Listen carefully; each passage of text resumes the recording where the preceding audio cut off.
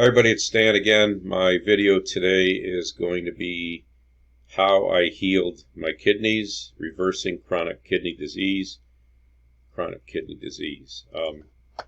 in all my videos, this is my disclaimer. I am not a doctor. I'm only someone who dealt with heavy metals toxicity and other toxins and connected that to a lot of health issues and reversed a lot of illness and disease symptoms, and I've helped other people do that too. So that's my scientific proof, and if I could do it, other people can do it as well.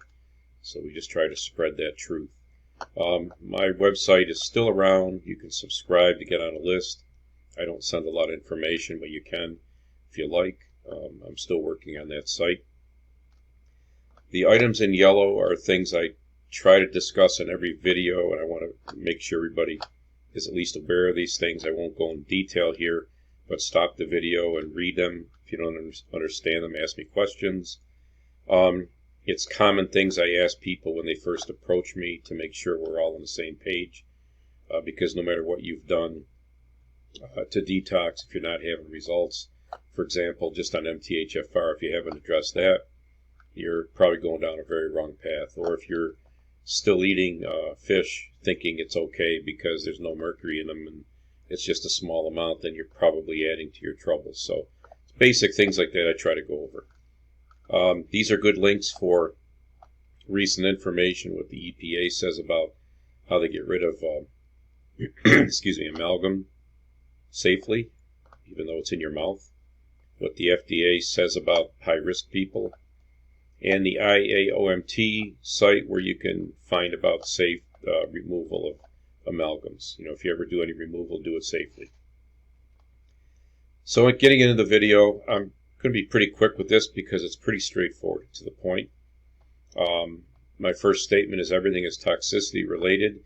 If you start with that thought and try to prove that it's not true, let me know where you end up. Okay, if you don't believe in this thought, then you're going to never go down that path and you may never find the true root cause. So again, go down that route and see where it takes you.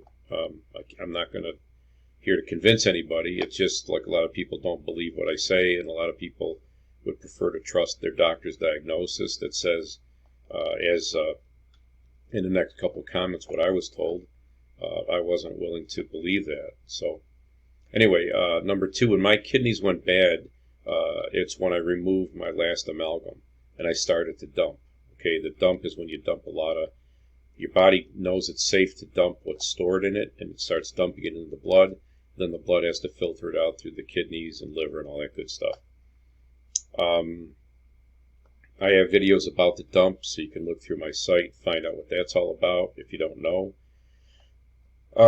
My kidneys went from stage 1, stage 0, 1 to 4 like in a matter of a couple months. I was kind of very scared. Caught it without even knowing about it. My family doctor was looking at some blood work, and my ankles were swelled up a little bit, not a lot. He kind of noticed that, and he looked at the blood work. He said, "Oh my God, you're in kidney failure." So that's how good my doctor was. The swelling in the ankles was kind of bothersome because you know something's wrong with you. So then I went to a kidney specialist. He said that he had no test for heavy metals, which I told him is what I thought I was dealing with, and I was getting my amalgams removed.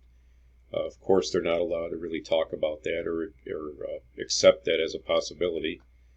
So he said basically he can't diagnose that as a root cause because he doesn't have a test. So like my comment is, read that over and over to yourself and try to think, what are you doing when you're going to that kind of doctor?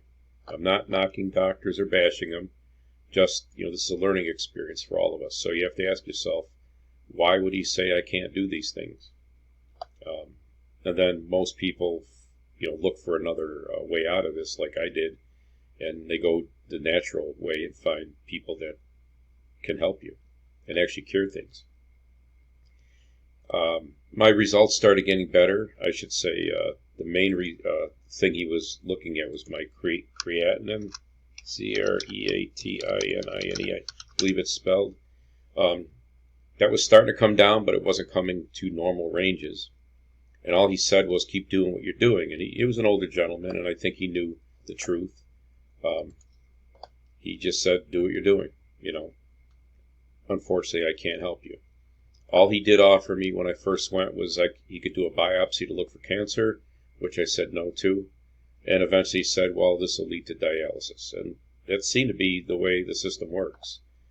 Maybe you all have other experience with that, but that was my experience, and I wasn't willing to wait for dialysis. So I reversed from stage 4 to stage 1, and then they sat there for several years at stage 1. Probably took a couple of years to come down to stage 1. What did I do during that time? I was basically just detoxing Mercury, doing things I do in all my other videos. Very slow process. I was also taking things to try to support my kidneys, and boosting glutathione, which I talk about up here in these areas here, in the yellow area. Right here, boost glutathione. So then all of a sudden, in the last few months, it's 2021, November, my functional doctor looked at my labs and she said, oh my God, your kidneys are normal. So my question is, how did that happen? Why all of a sudden did I go from stage 1 to normal, lingering at stage 1 to normal? So my thought, what did I do? I think about, what did I change? What did I do? I recently learned that my SIBO, small intestine bacterial overgrowth, may have a root cause in parasites. So I started to supplement the parasites, which kills them, and it causes a die-off, and it causes herxing and all this other nice terms they give all these things. When that happens, they release a lot of toxicity. So I'm thinking, were those parasites that were in me for the last several years, as I was slowly dying them off, doing different things, eating different things, taking different supplements, was that stressing my kidneys during that time, keeping me at a slightly elevated kidney problem? The toxins flow in your blood through the kidneys and liver to get them out. So my question to myself is, did addressing the parasites reduce the load on my kidneys? And then did the kidneys finally detox all the metals that were loading them up? Or did my body toxic load, I'm going to put that in there, load finally drop to such a degree that my kidneys weren't being taxed? I don't know the answer to that question. I don't know if anybody would ever know. There's not enough labs in the world that we're all doing like on a daily basis to track this stuff to know the exact answer. So I guess I'm saying that for a lot of people out there that try to make this an exact science.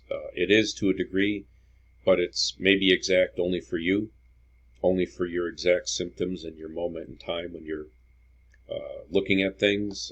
But then months down the road, boom, you're going to run into something else and say, wow, how'd that happen? Which is kind of how my road has been the last several years. So I never expected kidney disease on top of everything else. So my main takeaway is this, and this is very sad. I see people in the kidney doctor's office. I look at people all the time. I notice metals in their mouths, and I see them in a doctor's office, and I think, what's that connection? Are they sick from the metals? I see people in their 30s with kidney failure. That makes no sense. I hear people talk about that and say, well, they drank a lot, or whatever. Your doctor will say, and the system will say, their bodies are somehow, not as good as others. God didn't make them as good as you or good as somebody else that doesn't have kidney disease. That's horrible to be told that, because you then think less of yourself. And quite honestly, that's kind of how the system works. I'm not being negative or down on the system. I'm just pointing out facts that I've dealt with, and I hear a lot of people, thousands of people, talk about how they're pigeonholed into this. Oh, you're a high-risk person. Really? Hate to hear that kind of thing, because people believe what they're told. And then they live their lives like a high-risk person, rather than a person that can heal themselves. So, to me, this is very wrong. We're all created the same. We all have the same pure body when we're born. The big difference is some are more toxic than others, because babies are born toxic. You can call it heredity, you call it whatever you want. It's toxicity transfers from mom to baby, from generation to generation. generation. And the last several generations probably have been like the highest escalation in toxicity that we've seen in thousands of years. So all I do is hope this saves some kind of lives. Just look for toxicity connections when you hear of anyone with a kidney failure or chronic kidney disease or any disease. This is like one good example, my example, of how I did something that the system says cannot be done. Absolutely, my kidney specialist says kidneys don't fix themselves. All right, maybe he's incorrect in saying that, but that's what I heard, was told. So keep that in mind on anything you're dealing with, any symptoms related to, or any symptoms you have, and think how they could be related to toxicity. And again, my firm belief is, I know that heavy metals toxicity can create every illness and symptom that I think we know of. Inject somebody with enough mercury, they're going to get every illness and symptom you can think of. Inject them with a little bit of mercury, and they're going to have a feeling like they have a cold. They're going to get dizzy. They're going to have an earache. They're going to have a sore throat. Their lymph glands are going to swell up. Their vision's going to get affected. They're going to start getting achy joints. They're going to get cholesterol issues, diabetic issues, and I can just go on just naming these off the top of my head from what I remember through the years. All of that can be affected by mercury. And then there's the mental and the emotional side, being shy and ADHD and people that are even dealing with mental illness. It's all can be linked to mercury. So is that separate from all the diseases? There's something else that causes all these diseases? Or is possibly toxins and toxicity what causes all the diseases? Hope that helps. I'm going to end it here. Please like and subscribe. The more you like and subscribe, the more my videos get around. I know people have seen my videos in many countries all over the world. A lot of countries other than the U.S. are in much worse shape with this stuff, and it's even much more quieted and kept hushed up as far as truth goes. So take care. Have a great day, everybody. Thank you.